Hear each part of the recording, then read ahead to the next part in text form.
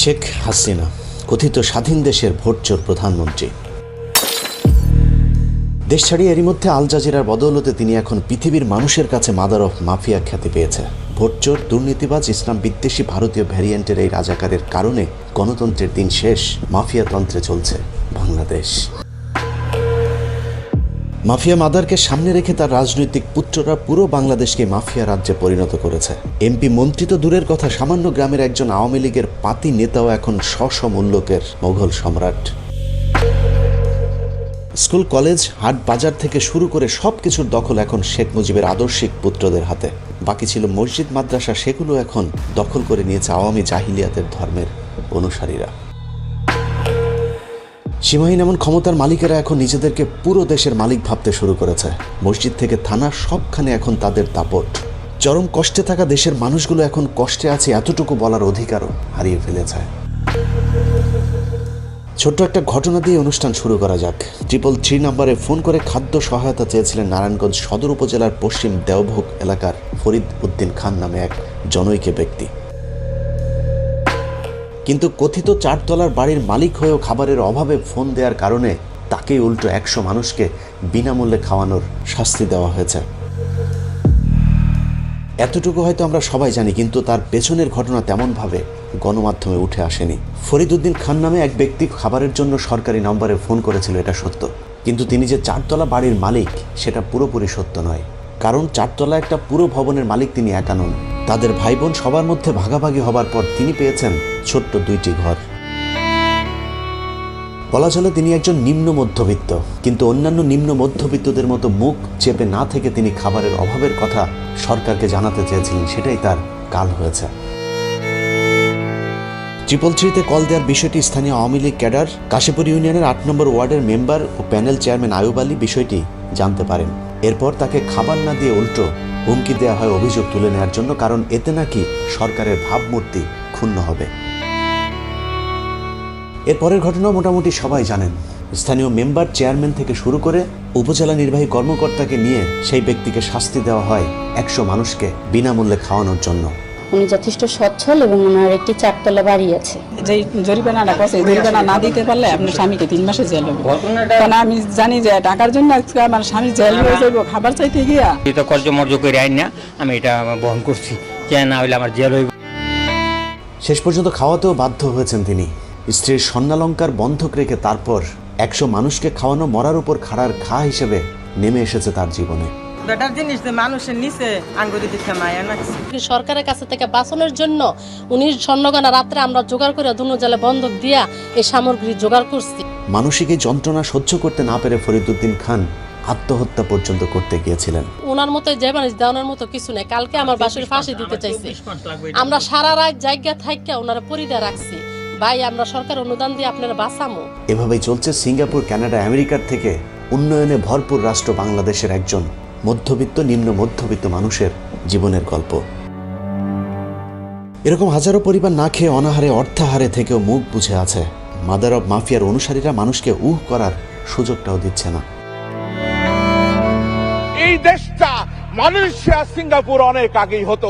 সারা দেশে ছড়িয়ে ছিটিয়ে থাকা এরকম মাফিয়াদের মধ্যে একজন আলী আজগর টগর, যিনি চুয়াডাঙ্গা 2 আসনের কথিত সংসদ সদস্য। টানা 3 বার যিনি ভোট চুরি করে তার এই পদ দখল করে রেখেছেন। কত অন্যায় করলে একজন মানুষের শাস্তি হয়? এই প্রশ্নের জবাব সভ্য কোনো দেশে হয়তো একরকম হবে, কিন্তু আমাদের দেশে উত্তরটা একটু ভিন্ন রকম। এখানে নিচে বসে যত অপকর্মই করুন না কেন, উপরওয়ালার মাথাটা যদি একটু ঠান্ডা রাখতে পারেন, তাহলে আপনিও ঠান্ডা থেকে যা ইচ্ছা তাই করতে পারবেন। শুধু আপনার দুর্নীতি অপকর্মের ভাগটা 2 আপার 1 আপা পর্যন্ত পৌঁছালেই চলবে। ঠিক এই সূত্রটাই কাজে লাগাচ্ছে চুয়াডাঙ্গা 2 আসনের এমপি আলী আজগর টগর। আলী আজগর টগর ও তার ভাই আলী মনসুর বাবু সহ তার আত্মীয় স্বজনেরা পুরো চুয়াডাঙ্গা জেলাকে একটি ত্রাসের রাজত্বে পরিণত করেছে। মাদক বিরোধী অভিযানের মধ্যেও থেমে নেই চুয়াডাঙ্গায় মাদক ব্যবসা। কৌশল পরিবর্তন করে বেচাকেনা চালিয়ে যাচ্ছে মাদক ব্যবসায়ীরা। সংসদ সদস্যের ভাই সহ ক্ষমতাসীন রাজনৈতিক দলের নেতা, জনপ্রতিনিধি ও সাংবাদিক সহ 119 জনের নাম আছে মাদক ব্যবসায়ী তালিকায়। চুয়াডাঙ্গা 2 আসনে মাদক ব্যবসা, স্বর্ণ চোরাচালান, খুন, টেন্ডার বাণিজ্য, চাঁদাবাজি, দখলবাজি নিয়ন্ত্রণে এমপি টগরের রয়েছে একটা ভয়ঙ্কর বাহিনী। সেই বাহিনী পালনের দায়িত্ব পালন করে এমপি আলী আসগর টগরের আপন ছোট ভাই আলী মনসুর বাবু। অনেকটা সিনেমার মতো বাহিনীর সদস্যদের আলাদা আলাদা দায়িত্ব বুঝিয়ে দেয়া আছে। গোলাম ফারুক আরিফ এমপি টগরের উপদেষ্টার দায়িত্ব পালনের পাশাপাশি এমপির অবৈধ সব ব্যবসার পার্টনারও তিনি। সরকারি প্রকল্পের বিভিন্ন কাজের টেন্ডার ও বিদেশে টাকা পাচারের দায়িত্ব তার হাতে। আব্দুস সালাম ভুট্টো এমপি টগরের ব্যক্তিগত সহকারী। সরকারি চাকরির তদবির করে টাকা আদায়, স্থানীয় সরকারি খাস জমি, হাটবাজারে ইজারার টাকা আত্মসাৎ করা তার দায়িত্ব। চ্যানেল আবার দেখাবেন না তো যে কত করে নিয়েছেন, প্রশ্নের সম্মুখীন করবেন না তো ভাই। সংসদীয় আসনের বেশ কয়েকটি বড় বড় গরুর হাট সহ বিভিন্ন সরকারি সম্পত্তি দীর্ঘদিন ধরে ভোগ দখল করে খাচ্ছে এমপি টগরের লোকজন। এমপি টগরের ভাই বাবুর নেতৃত্বে থাকা সশস্ত্র বাহিনীর অন্যতম সদস্য জয়নাল আবদিন নফর। অর্থনৈতিক লেনদেনে এমপির সবচেয়ে বিশ্বস্ত এই নফরের দায়িত্ব সীমান্তের স্বর্ণ ও মাদক চোরাচালানে নিয়ন্ত্রণ করা। জেলা জুড়ে জয়নাল আবদিন নফরের অধীনে কাজ করে দর্শনা চুয়াডাঙ্গার চিহ্নিত কয়েকজন সন্ত্রাসী, যাদের মধ্যে আছে মান্নান খান, ভোতা আসলাম, সোহেল আরমান, দীপু। বাংলা ছাড়াও স্থানীয় আওয়ামী ছাত্রলীগের ক্যাডার, জনপ্রতিনিধি, এমনকি পুলিশও তাদের মাদক পাচারের কাজে সহায়তা করছে। মাঝে মধ্যে অবশ্য পুলিশের টাকা একটু বেশি দরকার হলে মাদক আটকের নাটক করা হয়। টাকা আদায় হলে তাদেরকে আবারও ছেড়ে দেওয়া হয়। একই ব্যক্তি বের হয়ে আবারও সেই একই কাজ শুরু করে। চলতি বছরের ফেব্রুয়ারি 26 তারিখে ভারতীয় গাজাসহ ছাইদুর রহমান ও শহীদুল ইসলাম নামে দুজনকে আটক করা হয়। গেল বছরের 20 ডিসেম্বর ভারতীয় মাদকসহ বিল্লাল হোসেন ও সেলিম মিয়া নামে বিজেপির হাতে দুজন আটক হয়। আটককৃত সেলিম মিয়াকে জিজ্ঞাসাবাদ করে জানা যায় তার বাড়ি বগুড়ার নন্দীগ্রামে। এর মধ্য দিয়ে এমপি টগরের মাদক পাচারকারী বাহিনীর দেশব্যাপী নেটওয়ার্ক তৈরির বিষয়টি প্রথমবারের মতো সামনে আসে। 16 এপ্রিল 2021 তারিখে হেরোইন সহ আটক হয়েছে কালাম তরফদার নামে টগর বাহিনীর বিশ্বস্ত আরেক সদস্য। পুলিশের চোখ ফাঁকি দিতে নারী সদস্যদেরকেও কাজে লাগানো হয় টগরের সেই মাদক পাচার বাহিনীতে, যারা আইন শৃঙ্খলা বাহিনীকে ধোঁকা দিয়ে খুব সহজেই মাদক পাচার ও বিক্রির কাজে সহায়তা করে। গেল জানুয়ারি 6 তারিখে শাকিলা বেগম নামে টগর বাহিনীর এক নারী সদস্যকে আটক করেছে পুলিশ। তার বাড়ি থেকে 80 বোতল ফেন্সিডিলও জব্দ করা হয়। টগর বাহিনী রয়েছে সুপ্রশিক্ষিত একটি স্বর্ণ চোরাচালান বাহিনী, যারা অভিনব কায়দায় স্বর্ণ পাচার করে থাকে। 2020 সালের 11 অক্টোবর সুনির্দিষ্ট তথ্যের ভিত্তিতে কলিমুদ্দিন নামে একজনকে স্বর্ণের বার সহ আটক করা হয়। চুয়াডাঙ্গার সবচেয়ে প্রভাবশালী আঞ্চলিক দৈনিক মাথাভাঙা পত্রিকার তথ্য অনুযায়ী চুয়াডাঙ্গা জেলার দামুড়হুদা উপজেলার কুতুবপুর থেকে বায়ুপথে সোনা পাচারের সময় এক ব্যক্তিকে আটক করেছে বিজেপি। গোপন সংবাদের ভিত্তিতে মুন্সিপুর বিজেপির একটি টহল দল কুতুবপুর পাকা রাস্তায় অভিযান চালিয়ে কলিমুদ্দিনকে আটক করে। পরে তার দেহে তল্লাশি করে সোনার বার না পাওয়া গেলে তাকে এক্সরে করানো হয়। এক্সরের পর তার বায়ুপথের ভেতরে স্বর্ণের বারগুলোর সন্ধান মেলে। বিজেপি এর আগেও পুকু মেম্বার নামে স্থানীয় এক জনপ্রতিনিধিকে স্বর্ণসহ আটক করে। তিনিও টগর বাহিনীর একজন সক্রিয় সহযোগী।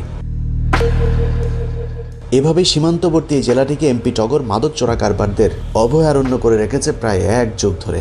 জানিয়ে বেশ কয়েকবার জাতীয় পত্রিকা টেলিভিশনেও সংবাদ হয়েছে, কিন্তু তাতেও লাভ হয়নি, কারণ তার ক্ষমতাও জাতীয় পর্যায় পর্যন্ত।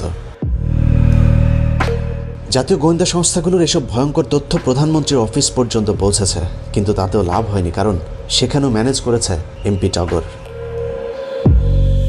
এমপি ভাই বাবুর মাদক চোরা কারবারের বিষয়ে প্রথম আলো পত্রিকার আলোচিত সাংবাদিক রোজিনা ইসলাম ও চুয়াডাঙ্গার স্থানীয় প্রতিনিধি শাহ আলমের একটি সংবাদ 31 মে 2018 সালে ছাপা হয়েছিল, যার শিরোনাম ছিল মাদকের পৃষ্ঠপোষক সাংসদের ভাই। খবরে বলা হয়েছে রাজনৈতিক দলের নেতাকর্মী, জনপ্রতিনিধি, সাংবাদিক সহ চুয়াডাঙ্গায় 119 জন নারী পুরুষ মাদক ব্যবসায় জড়িত। আর এই অবৈধ ব্যবসার অন্যতম পৃষ্ঠপোষক সাংসদ আলী আসগর টগরের ছোট ভাই আলী মনসুর বাবু। এর আগে প্রধানমন্ত্রীর কার্যালয়ের একটি প্রতিবেদনে এই জেলার 111 জনকে মাদক পাচারকারী ও ব্যবসার সাথে জড়িত উল্লেখ করা হয়েছিল, যাতে পুলিশ ও বিজেপির 16 জন সহ 7 জন পৃষ্ঠপোষক এবং 5 ভারতীয় নাগরিকের নাম ছিল। কিন্তু স্বরাষ্ট্র মন্ত্রণালয়ের সবশেষ তালিকা যাচাই করে দেখা গেছে প্রধানমন্ত্রীর কার্যালয়ে পাঠানো 111 জনের মধ্যে এই তালিকায় প্রধানমন্ত্রীর কার্যালয়ের বিশেষ প্রতিবেদনে থাকা পুলিশ ও বিজেপির সদস্য এবং 7 পৃষ্ঠপোষকের 5 জনের নামই গায়েব করে দেওয়া হয়েছে। 3রা জুন 2018 তারিখে ইত্তেফাক পত্রিকায় আরেকটি খবর ছাপা হয়েছে, যেখানে বলা হয়েছে এমপি আলী আসগর টগরের ভাই বাবুর গ্রেফতারের দাবিতে চুয়াডাঙ্গায় মানববন্ধন করা হয়েছে। আশ্চর্যের ব্যাপার হলো ওই মানববন্ধন কর্মসূচিতে জীবননগর উপজেলা আওয়ামী লীগ, যুবলীগ, ছাত্রলীগ ও দামুড়হুদা উপজেলা ছাত্রলীগ, যুবলীগের লোকজন অংশগ্রহণ করেছিল। 6 জানুয়ারি 2019 তারিখে দেশ রূপান্তর 40 গডফাদারের নিয়ন্ত্রণে চুয়াডাঙ্গার মাদক সিন্ডিকেট শিরোনামে একটি সংবাদ প্রচার করে। সেখানেও এমপি টগরের ভাই বাবুর নাম সবার উপরে আছে। মূলত এমপি টগর ও তার পুরো পরিবারটাই একটা দুর্নীতির রোল মডেল। 2021 সালের 3রা মার্চ কুষ্টিয়া প্রতিনিধির বরাত দিয়ে প্রথম আলো পত্রিকায় রডের বদলে বাঁশ ব্যবহারের একটি ছবি ছাপানো হয়েছে, যেটি ঠিকাদারি প্রতিষ্ঠানের মালিকও এমপির এক নিকটাত্মীয়। রাস্তাঘাট, ব্রিজ, কালভার্ট যেগুলো একসাথে 4টে ব্রিজ আমার ওখানে কাজ হচ্ছে মাননীয় স্পিকার, এটা কি সম্ভব অন্য কোনো সরকারের দ্বারা? এত কিছুর পরে উপর লেভেল ঠিক রেখে এমপি ও তার লোকজন দিনের পর দিন এলাকায় অপরাধ করে যাচ্ছে। এমপির লোকজনের এসব অপকর্মে বাধা দিলে খুন করার অনুমতিও আছে টগর বাহিনীর। বাহিনীর কিলিং মিশনের নেতৃত্ব দেয় আব্দুল খান মান্নান, যিনি দামুড়হুদা উপজেলা যুবলীগের যুগ্ম সম্পাদক। মান্নানের বিরুদ্ধে একাধিক খুনের মামলা ঝুলছে, কিন্তু তাতেও তার কিছুই হয়নি, কারণ তিনি এমপি টগরের লোক। 2019 সালের 23 আগস্ট দর্শনা পুরানবাজার এলাকায় প্রকাশ্যে দিনে দুপুরে খুন করা হয় নঈমউদ্দিন পল্টু নামে খোদ যুবলীগের এক কর্মীকে। সেই ঘটনায় নিহতের ভাই বাদী হয়ে একটি হত্যা মামলা দায়েরও করেন। মামলার আসামিদের মধ্যে আব্দুল মান্নান খান সহ 7 জনের সকলে আওয়ামী লীগের নেতাকর্মী। আরও সুনির্দিষ্টভাবে বললে সকলেই এমপি আলী আসগর টগরের লোক। জানা যায় তৎকালীন দামুড়হুদা মডেল থানার ওসি শ্রী সুকুমার বিশ্বাস 52 লাখ টাকার বিনিময়ে আসামিদেরকে বাঁচিয়ে দেন। নামকা ওয়াস্তে তদন্ত রিপোর্টের কারণে মাত্র 20 দিনের মাথায় আসামিরা সবাই জামিনে মুক্ত হয়। জামিনে বের হয়ে আবারও এলাকা দাপিয়ে বেড়াচ্ছে। গেল 16 এপ্রিল সমকাল পত্রিকার খবরে বলা হয়েছে, থানার সামনে বৃদ্ধকে পিটিয়ে মারলেন ভাইস চেয়ারম্যান। একজন রোজাদার বৃদ্ধ মানুষকে ক্ষমতার দাপটে ঘুষি লাথি মেরে ফেললেও দামুড়হুদা উপজেলার ভাইস চেয়ারম্যান শহীদুল ইসলাম ওরফে টুপি শহীদুলের কিছুই হয়নি, কারণ তিনিও এমপি টগরের লোক। এভাবেই খুন, হত্যা, চাঁদাবাজি, দখল, টেন্ডার, বাণিজ্য, মাদক চোরাচালানের এক স্বর্গরাজ্যে পরিণত হয়েছে পুরো চুয়াডাঙ্গা 2 সংসদীয় আসনটি। আমার মারার পরে ওই দাদাটার মেরেছে লস্কর মোল্লা। লস্কর মোল্লা যখন মারছে, তোমার পাপের পয়সার লোক, তুমি এইটা কোন ধরনের কাজ করছেন আপনি? বোঝায় তুই অত বেশি পুতিস কেন রে?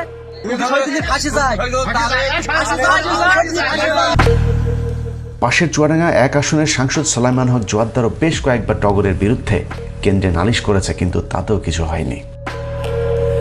আমার সব কথা বলতে পারবো না, তো আপনারা কিন্তু নিশ্চয়ই বুঝতে পারছেন। স্থানীয় ত্যাগী আওয়ামী লীগ নেতারাও দীর্ঘদিন ধরে টগরের বিরুদ্ধে সোচ্চার। যারা উচ্ছেদ করেছে, যারা জমির দাবি করছে, তারা এমপি মহোদয়ের সাথে সম্পর্ক তাদের ভালো। ওনার আশেপাশের মানুষগুলোই তো আজকে এই সমস্ত ভূমিকার সাথে আছে। নেতারা প্রকাশ্যে না বললেও অনুসন্ধানে জানা যায় এমপি টগরের সাথে শেখ রেহানার ঘনিষ্ঠ সম্পর্ক রয়েছে। মূলত রেহানাকে ম্যানেজ করে এমপি টগর তার অপরাধের রাজ্য টিকিয়ে রেখে বারবার নমিনেশন পাচ্ছে। ডিজিটাল বাংলাদেশ, কৃষকদের সার দেবো, ডিজেল দেবো। এমপি টগরের নিপীড়নের সবশেষ শিকার চুয়াডাঙ্গা জেলার জীবননগর উপজেলার কৃষ্ণপুর গ্রামের সাধারণ মানুষ। সব হারিয়ে সর্বহারা মানুষগুলো তাদের মাথা গোজার শেষ সম্বল রক্ষায় পথে নেমেছে। ঘটনার শুরু 2018 সালের মাঝামাঝি। সিঙ্গাপুর ভিত্তিক বহুজাতিক প্রতিষ্ঠান সাইক্লিট এনার্জি লিমিটেডের সোলার পাওয়ার প্ল্যান্টের জন্য চুয়াডাঙ্গা জেলার জীবননগর উপজেলার রায়পুর ইউনিয়নের কৃষ্ণপুর গ্রামটিকে বাছাই করা হয়। চুয়াডাঙ্গার জীবননগরে চাষের জমিতে বিদ্যুৎ প্ল্যান্ট নির্মাণ প্রকল্প হাতে নিয়েছে cyclist energy private limited company. তবে যাদের জমিতে প্ল্যান্ট তারা কিছুই জানেন না।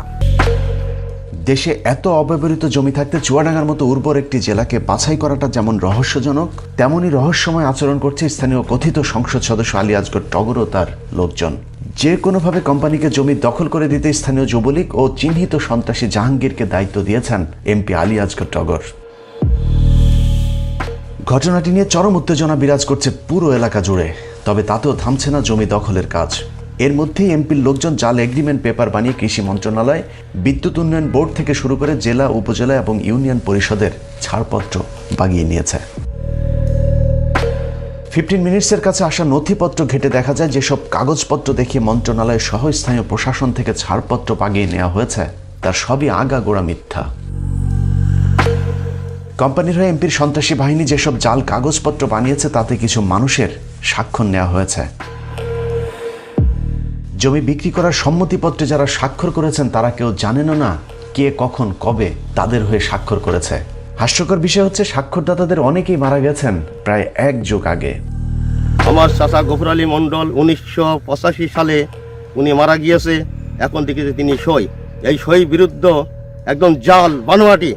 আজ থেকে 20 বছর 25 বছর আগে যাদের মৃত্যু হয়ে গেছে তাদের কাছে আছে যে ভুয়া সই নিয়েছে।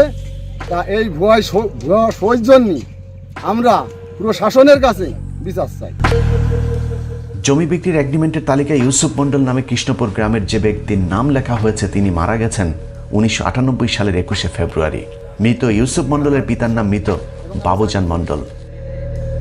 আমার পিতা মারা গিয়েছে 1998 সালের 21শে ফেব্রুয়ারি। জাহাঙ্গীর আলম এবং সাজ্জাদ জবা এরা হচ্ছে এই কোম্পানির কাছে জমি তারা বিক্রি করেছে। মৃত আরেকজন স্বাক্ষরকারীর নাম কৃষ্ণপুরের মনসুর মণ্ডল, পিতা মৃত করিম মণ্ডল, যিনি 2010 সালের 31শে জানুয়ারি মারা গিয়েছেন। আমার চাচা মৃত মনসুর আলী মণ্ডল ইনি আনুমানিক 12 বছর আগে মারা গিয়েছে। ওনার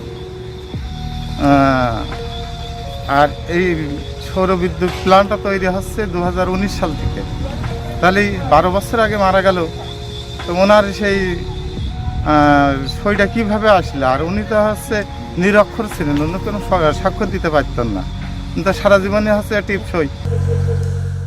9/9/2010 তারিখে মনিরুদ্দিন নামে আরেকজন জমি বিক্রেতার সই জাল করে দেখানো হয়েছে সেই নথিতে।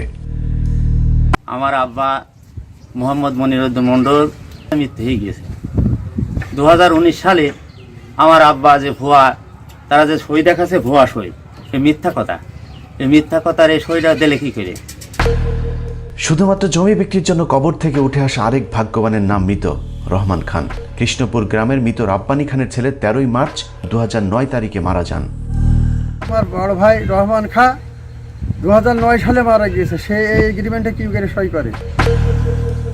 একইভাবে ইমান আলী, রমজান সহ 15 মিনিটসের অনুসন্ধানে গ্রামের অন্তত 23 জন মৃত মানুষের জমি বিক্রির প্রমাণ মিলেছে। এত মৃত মানুষ একসাথে উঠে আসার ঘটনা পৃথিবীতে এটাই হয়তো প্রথম। আমার পিতা মারা গিয়েছে আজ থেকে 22 বছর আগে। তিনি কিভাবে ওই চুক্তিনামায় স্বাক্ষর করে? শেখ মুজিবুরের আদর্শিক পুত্রদের এমন ডাহা জালিয়াতের হাত থেকে বাঁচার জন্য এলাকার লোকজন ক্ষোভ, বিক্ষোভ, প্রতিবাদ, মানববন্ধন সবই করেছে। এসবের খবর স্থানীয় এবং জাতীয় পর্যায়ের প্রায় প্রতিটি গণমাধ্যমে প্রচারিত হয়েছে, কিন্তু তাতেও লাভ হয়নি। এলাকার কয়েকশো মানুষের গণস্বাক্ষরের কপিও সংশ্লিষ্ট মন্ত্রণালয় ছাড়াও প্রধানমন্ত্রীর কার্যালয়ে পাঠানো হয়েছে। এত কিছুর পরেও কিভাবে ত্রিফসলি জমিকে অকৃষি জমি দেখিয়ে ছাড়পত্র দেওয়া হয়েছে তার জবাব দিয়েছেন উপজেলা কৃষি কর্মকর্তা মোহাম্মদ আলী। বিভিন্ন গণমাধ্যমকে তিনি জানিয়েছেন কিভাবে তাকে জোর করে ছাড়পত্র দিতে বাধ্য করা হয়েছিল। জমির প্রকৃতি যাচাইয়ের জন্য যে মাটি আমাকে দেখানো হয় সেখানে আসলে বেলে প্রকৃতি এবং অনুর্বর জমি এই ধরনের জমি দেখানো হয়। এরই মধ্যে এলাকায় খবর ছড়িয়েছে সিঙ্গাপুরের ওই কোম্পানি থেকে জমি দখল করে দেওয়ার শর্তে 10 কোটি টাকা নিয়েছে এমপি আলী আজগর টগর, যে কারণে শত আপত্তি সত্ত্বেও টগর বাহিনী জমি দখলের ব্যাপারে এখন পর্যন্ত অনড়।